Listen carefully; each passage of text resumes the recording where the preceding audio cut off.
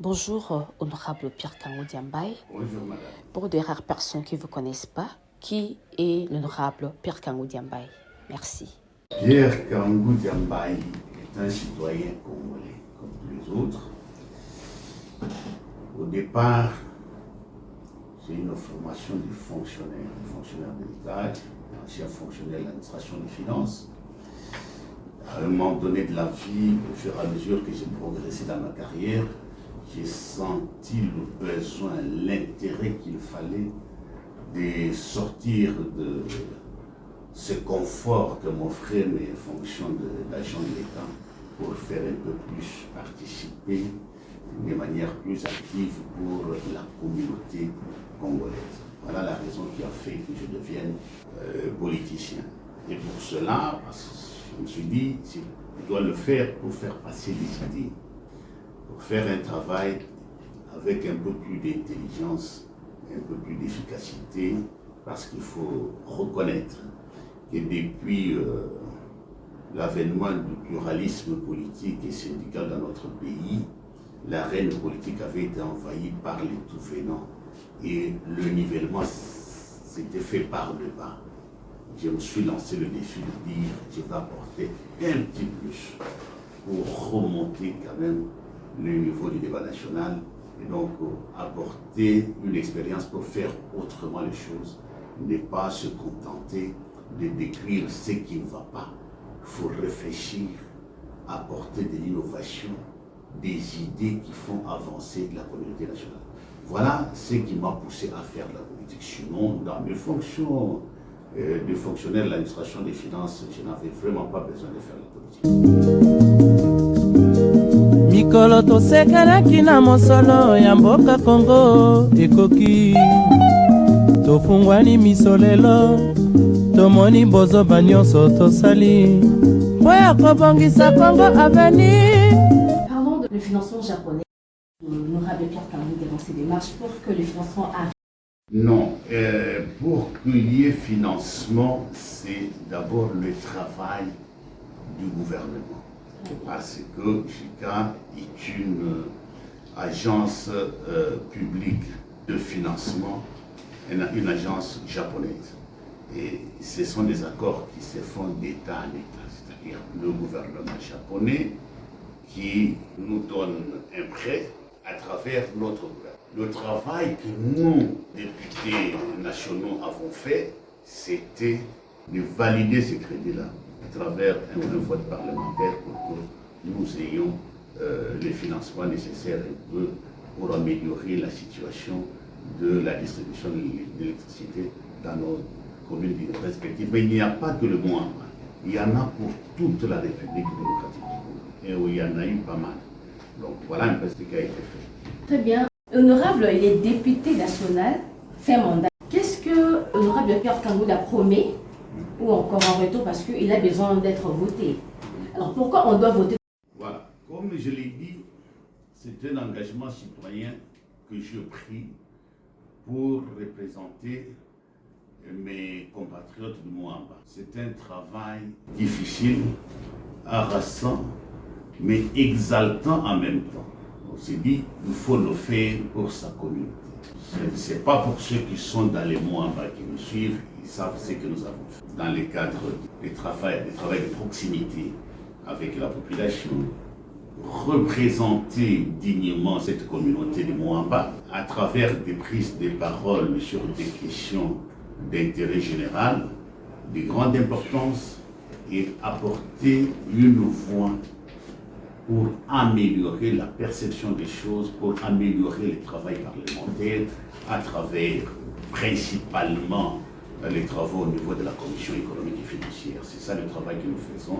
Et je pense que si vous avez un écho de la Commission économique et financière des collègues, ils pourront vous dire à quel niveau nous avons placé notre prestation au sein de cette commission. Moni bozo nyonso tosali po ya kobongisa Kongo avenir ebongi tosala ebongi. Question de curiosité.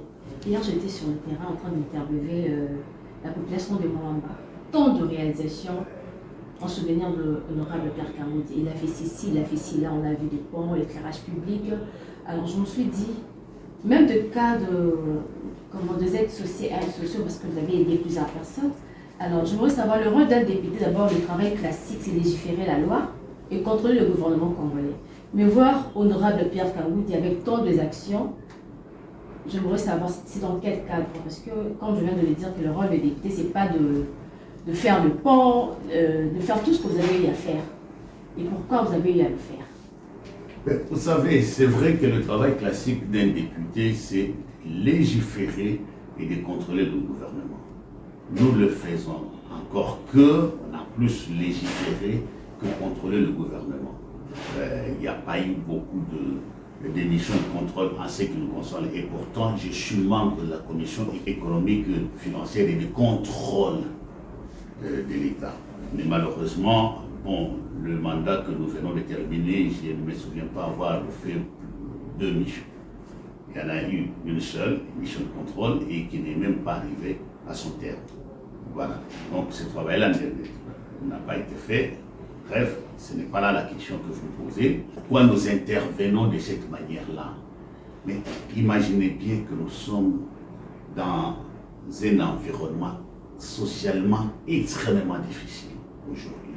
Les Congolais connaissent des problèmes de toutes sortes. Quand vous avez eu la grâce de vous élever, vous ne pouvez pas rester sans réaction au regard de la situation extrêmement difficile que traverse le peuple congolais. Cela a pris ses origines depuis les pillages de 1991 et de 1993. Les tissus économiques et financiers de la RDC avaient été totalement détruits. Les gens se sont retrouvés du jour au lendemain sans travail.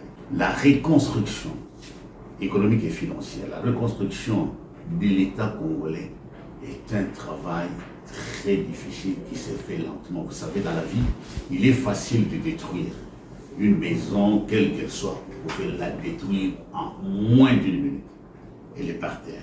Mais reconstruire une maison, vous ne pouvez pas le faire en moins d'1 minute. Donc, si nous avons déjà intégré ces concepts-là, nous devons comprendre que tout le monde doit mettre la main à la pâte pour pouvoir secourir cette population qui vit dans une situation de dénouement total.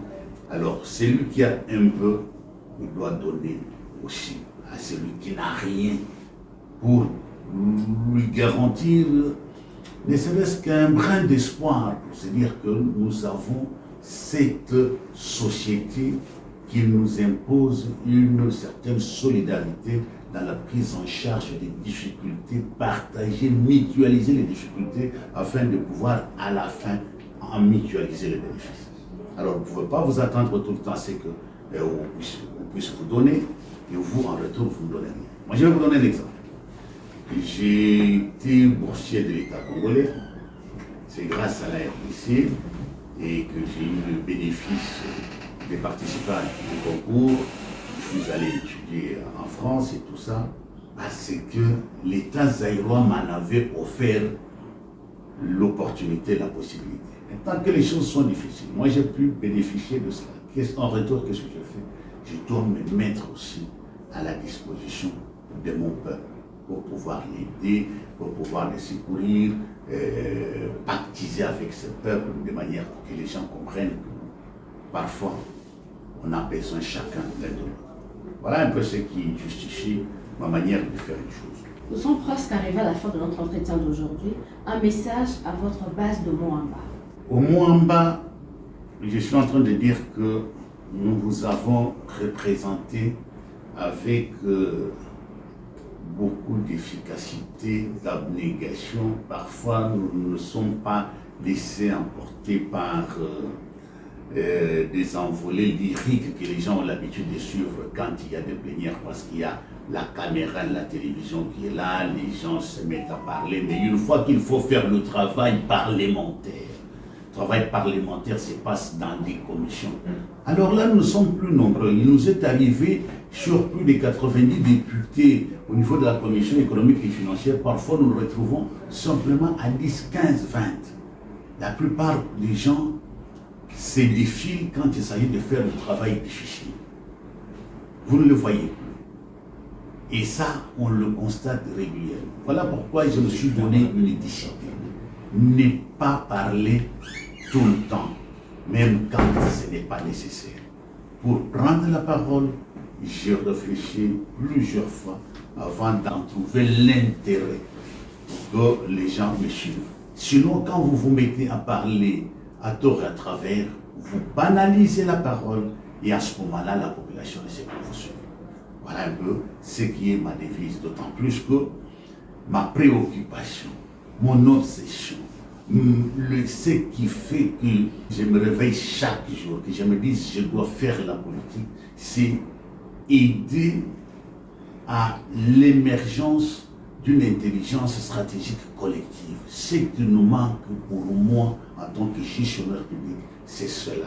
Travailler sur l'émergence d'une intelligence stratégique collective. Ce n'est que comme cela que nous allons, sur une base intellectuelle et philosophique commune, partager, que nous pouvons à ce moment-là travailler de manière à aller dans une même direction, aller vers le développement et sortir de cette situation extrêmement difficile que c'est la RDC aujourd'hui. Merci beaucoup, honorable Père Kangou Diambaye, pour votre temps accordé à notre interview d'aujourd'hui. C'est moi qui vous remercie. Dans la Lingala, ma base nayo, je pense que Zaki Boni, la Lingala, dans le poussé. Ezali boye. Biso ba mususu to kotina politique te pona okende ko lo mosala. Ngai Pierre Kangou Diambaye na kotina politique te pona okende ko lo mosala. Ana kotina politique pona ko matisa politique.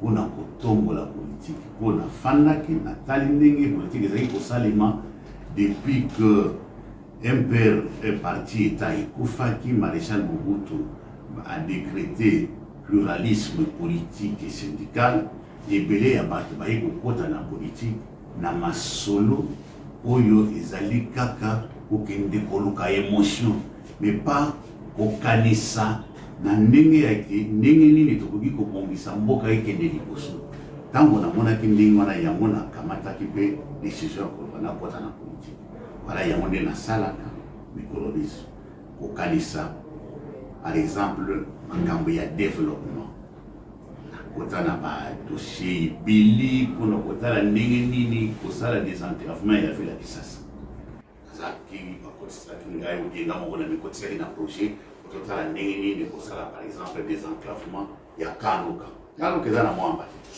eza na Lukunga kotala ndenge nini tokosala pe mosala ya désenclavement ya mwamba koluka kosala ke banzela mwa embouteillage banda kosila mike kosoko telemi olobiki na kota na Lemba na kota na Matete Ngaba Limete kisepa nzela eza obe moko parfois mibale mais eloko ezangaki ezali ba voie secondaire tala na makambo wana andehoro oyo nalobi ya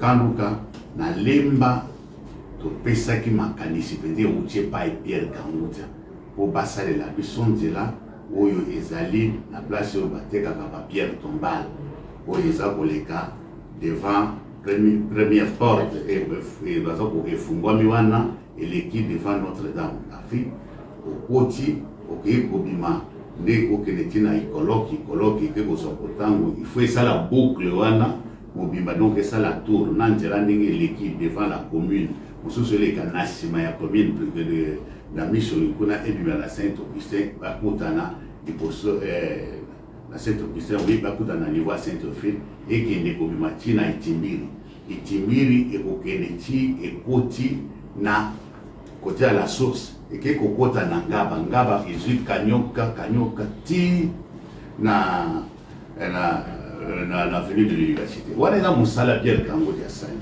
tosali yango mpe na basala bafungola banzela na Bikini nasali mosala po basala osi tobengi boucle mulele na Matete esala mulele esala boucle tina ekende koleka bakota akunda kuna tina ndenge akokota na Kiseso mais na kati ya kiseso nzela kiseso moyen topesa ya tosalela yango ezalaki te mpo wana ezalaki déjà marché bapesaki na badeya la banque arabe de développement bango nde basali Kangudia asali kaka mosala wana mpona moamba te mpona lokunga te nasali yango mpe mpona bandeko oyo ya ntango na masina soki ozwi eloko babengi avenue Mobutu okei nango ntina niveau ya sep Congo nzela oyo okota liboso oyo ezali pembeni ya nini ya loko babengi lupango ya sep Congo donc balabala wana komona mozazi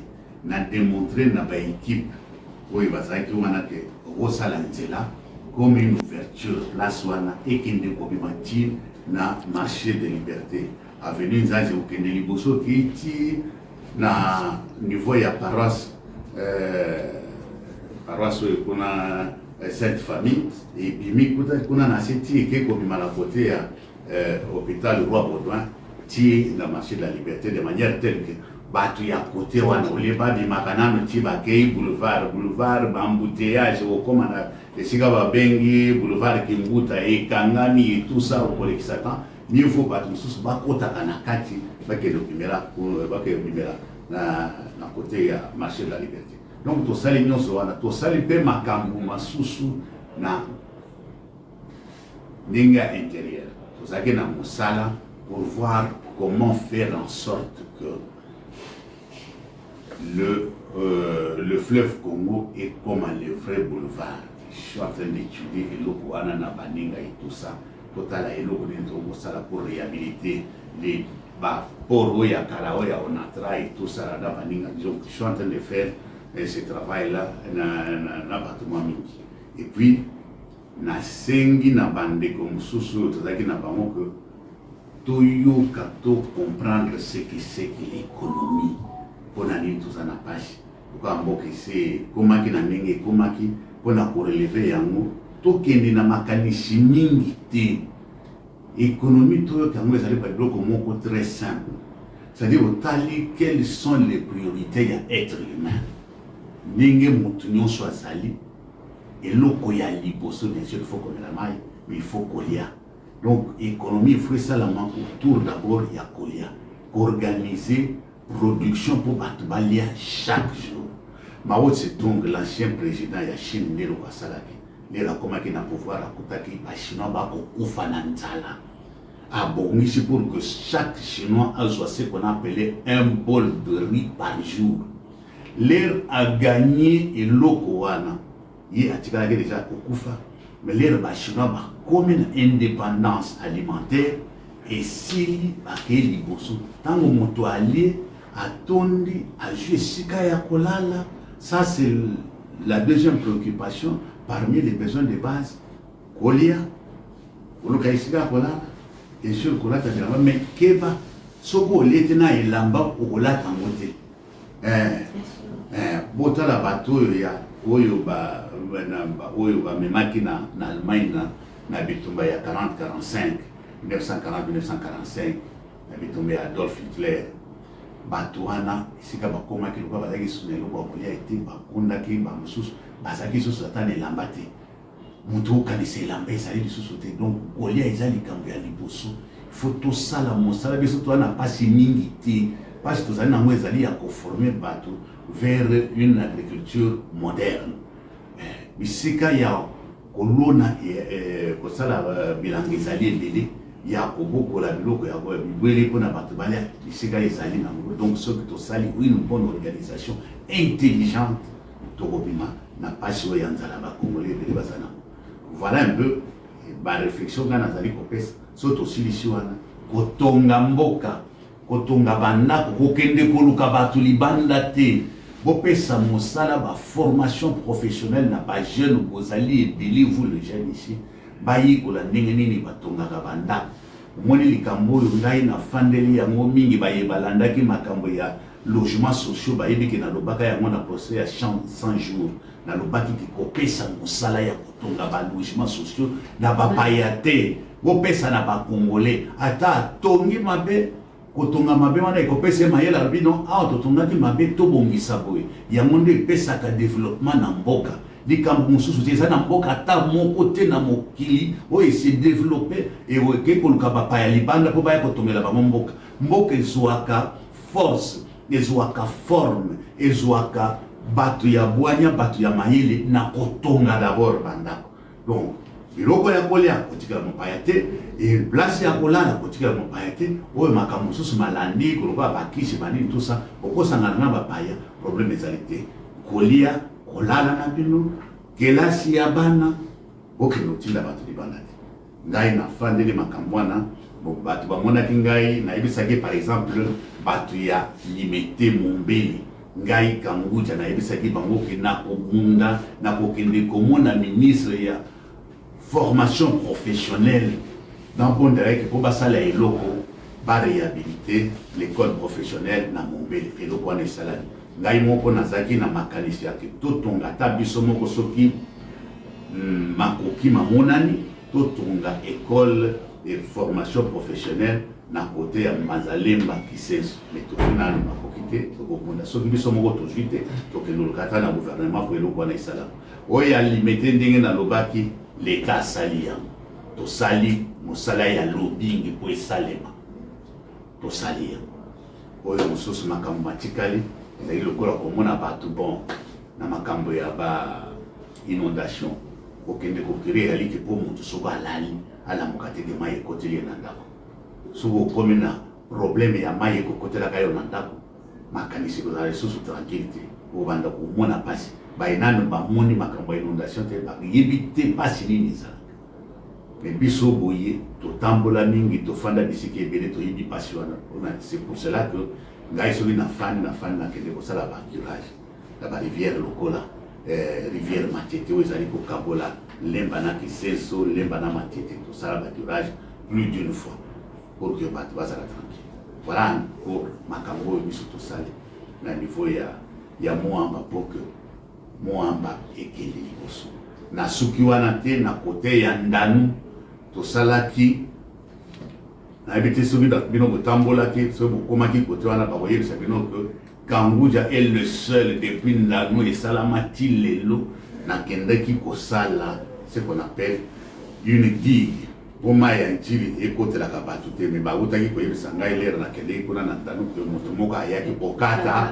abukisi ko mai ekomi kozonga donc wana mosala wana pasi wana ekokwelaka Kanguja nga moko nakobunda kaka muke na kozwa na kokende tosala po na kozela moto mosusu akende osala te babosana bango bokoki kokende kotuna bakoyebisa bino sikoyo lere bino bokotuna ngai ke wana eza mosala ya député te me ofandi topesi ngai na futi mbongo na poche na ngai na tini baingénieur bakei pour la construction d'une digue professionnelle conforme aux normes internationales.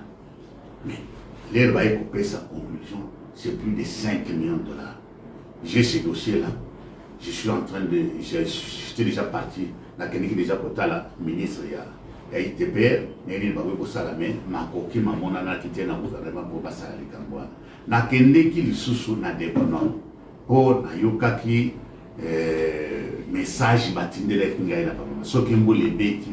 Bakaniveau basaleli bango ya limike il faut qu'on redimensionner bakaniveau wana pour que bato batondi mai ya mbula soki mbula soki beti mai mazali kokotela bato partout na déponon na tinda ba ingénieur ngai moko na futi bango ngai moko na kiti na debonom mokolo pe na kendeki eza na bato bamona ngai na se ya mbula pona mona ndenge nini mai ezali kosala na mona kingamo bato pe ya quartier kuna na niveau ya 7e, 8e, 9e rue, na debonom pa mona kingai.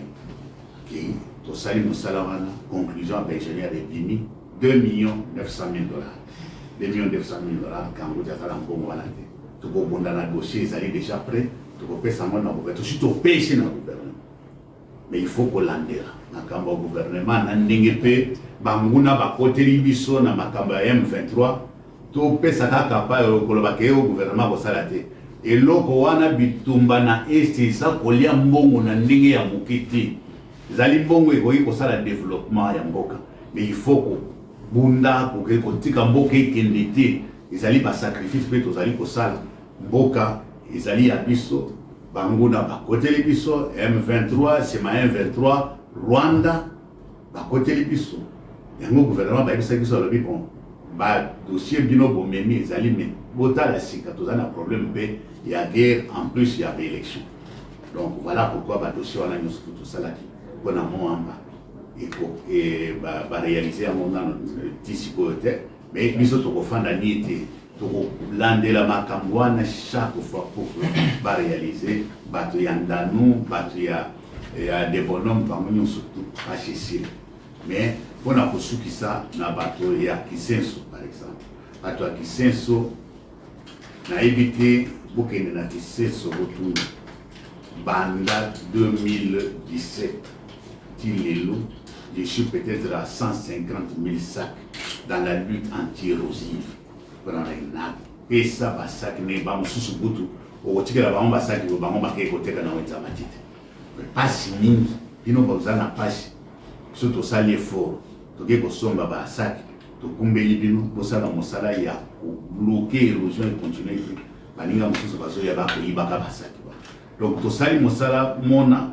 ezali mpona nini po ke makambo mabonga esika tofandaka ezali bakongolais ezali bato mosusu te biso mpe bakongolais po bato mingi biso moko toyebi talo ya mboko te toyebi seke la RDC te RDC ndenge tofandi boye ezala na Amérique ezala na Europe ezala Europe mobimba ti na Russie ezala na Chine partout bafandeli nde mboka oyo mayele na bango manso ezali na mboka oyo balobi ke ezali avenir ya monde lelo toza kolonga na ce qu'on appelle le moteur à combustion. Donc moteur où ils allaient utiliser le pétrole et tout ça, le carburant et tout ça. Donc on est vers le moteur électrique. Moteur électrique, pour seulement, on a besoin principalement de 3 matières, 3 minéraux. Il y a l'ibosé et le cobalt. Cobalt, nous avons des réserves plus ou moins, évaluées à plus ou moins 60% des réserves mondiales. Awa, namboka na biso. Tozali na lithium. Lithium côté ezali mingi côté ya Tanganyika. Donc la province de Tanganyika. Mais nous avons aussi le nickel-chrome. Nickel-chrome, Sikanini, toute la région de Kananga, Sika Boyokaki Bitumbo, Yakamwena Sapu, tout ça, Nebisika Tozala. Donc, biso RDC à nous tout seuls, Tozana, Oyo Nyonso, et Koki pour la batterie électrique, donc la Kolongwa na moteur à combustion ndenge na lobaki vers un moteur électrique manso mazali awepa na biso na ndenge pe bolandaki ba américain bazali ko accélérer ici il y a construction il y a ba batterie électrique puisque ba yoki que siko bitumbe ko makasi na bashima awa to fandi bitumbe zali entre bango mi ba mboka wana mibale ba américain balingi ko sala nzela e banda koza ba minéraux na ba biloko wana elimela na côté chemin de fer de Benguela où ils ont kené na lobito ba chinois aza ko sala ya wa chemin de fer et ça lokola bazui moi côté ya Zambie mais en réalité zali Zambie te bazoko kanisa surtout le Katanga le bazwa cuivre na cobalt po ba bimisela yango na côté ya Dar es Salaam na Tanzanie. Donc bango mi balé bitumbe zali makasi au moment où je vous parle. Donc il faut trouver des bakoba yokan oya montali boso ya kobongisa nzela yende mo avantage na mais biso ba congolais to fandi to zakaka ko wela ka biloko esanga tina alors que le pays est en train d'être pillé pona nini po biso moko to fanda ka esika moko te to yokana ka te makanisi peta moto afanda yebake moko ezali eloko nini Congo ezali eloko nini po biso moko tout le moyen tout soit capacité ya que biloko wana esalela nde biso bakongolais mosala na ntango na lobi na lopoto na lobi makambo ya que nazali kosala mosala pour l'émergence d'une intelligence stratégique collective makambo na kolobaka ya mikolo miso yango kolomanso na lobaka ka makambo ya émergence d'une intelligence stratégique collective. On a voyé que le Congo c'est centre dans la stratégie mondiale pour le développement. Alors, nous sommes sûrs que kaka koswanaka oyo te oyo bamonaki aye akondi oyo kuna aye monene oyo aza molai oyo amokuse biloko ezanga ntina tofanda tokolisa makanisi totala ndenge nini tokoki récupérer ne serait-ce qu'un peu de souveraineté économique et financière, un peu de notre souveraineté économique et financière. Il y a un pour ça que les Congolais, les Manapasi, tout taper à un niveau de bonheur. Tala maye nazaki na mango comme discours, comme maloba pour na kotindela bandeko. Non seulement il y a Moamba, mais il y a Congo. Nabosani koloba ke nazali candidat à la députation nationale na Moamba et que numéro nanga ezali 502. Mais nazape naza chef wa parti, nazana ba candidat, pas simplement na Moamba, candidat na Funa avec madame Dr Onya Yasmine Katako, yazali 563 na Funa, nazana ba député candidat à la députation provinciale, Zana Bango, na Moamba, Zana Bango, na Funa, Zana candidat à la députation provinciale, na Ngaliema, na Masina, Bamsous à l'intérieur, Bongandanga, Lisala, Kisangani, Lubero, Butembo, Zana ba candidat, Bisika Ebele, Zana ba candidat. Na Bagata, na Bulungu, na Kikwit, na Idjofa, nous avons un candidat dans l'Omami. Il n'y a pas de candidat ébélé dans Badolit et au Bosanabangote. Donc voilà. Oui, ils ont le message de Botinda pour les Congolais. Merci, Matonzo Minayo, honorable. Merci, Mingi.